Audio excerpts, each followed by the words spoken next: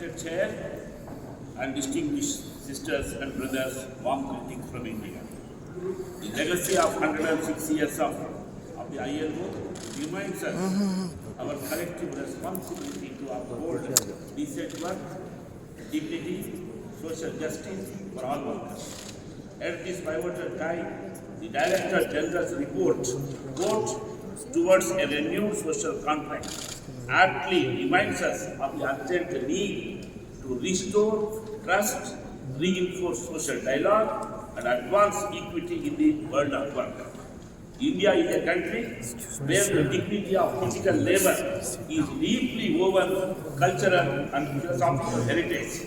However, today we witness the world where labor is undervalued and poorly compensated. Even in government sectors, contract labor is on the rise. Labor migration, both within and across borders, remains a subject of global concern.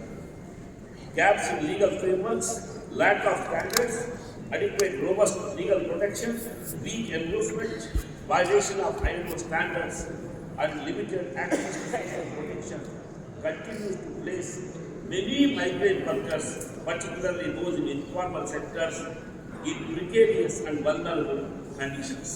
Migrant workers often face precarious employment, weak legal enforcement, and blatant violations of labor standards. We urge ILO to address the two vital issues. Number one, international portability of social security funds.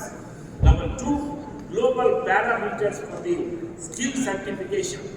These two steps would enhance labor mobility and promote inclusive growth. The need of fair treatment, dignity, and respect for all categories of workers, including platform or different platform workers, is a universal requirement. They also endure low wages, job insecurity, lack of social benefits.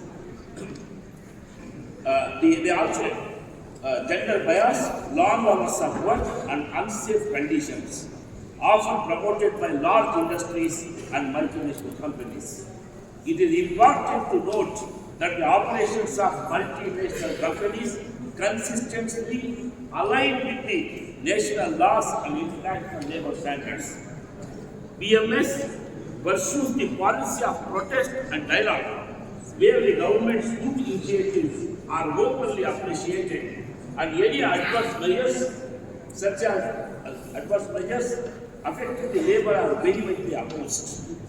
Recently, the government initiation, such as registration of over 386 millions of informal workers through e-shriram portal, the extension of social security to nearly 48% of the citizens, the provisions of 26 paid maternity leave for women workers, and the inclusion of equal platform workers in the Social Security Code reflects advancement towards inclusive labor governance. The platform economy is expanding rapidly, creating new livelihoods. In our country, provinces like Karnataka, Rajasthan have initiated some legal measures in this direction. We welcome these efforts. The rapid evolution of artificial intelligence and digital technologies present both opportunities and also risks.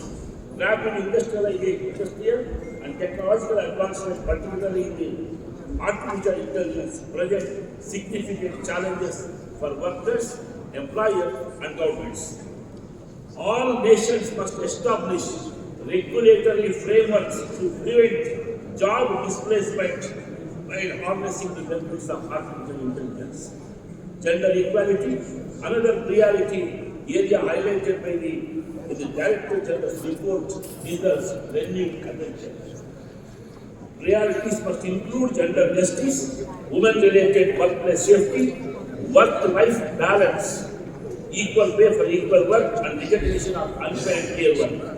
The emerging concept of responsible business conduct benefits both employers and employees. RBC must become the norm, not the exception.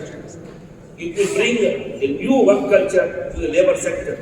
We highlight the ILO Director General's recent report noting that, quote, trust in institutions is fading, unquote.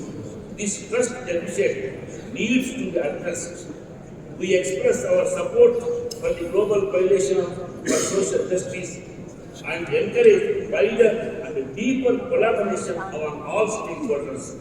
Let us seize this opportunity to reaffirm our collective commitment to building a just, resilient and human-centered framework.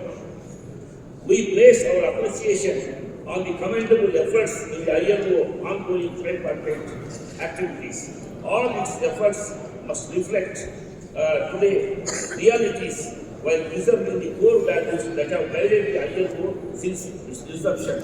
Thank you for patient listening. Dhanyavad.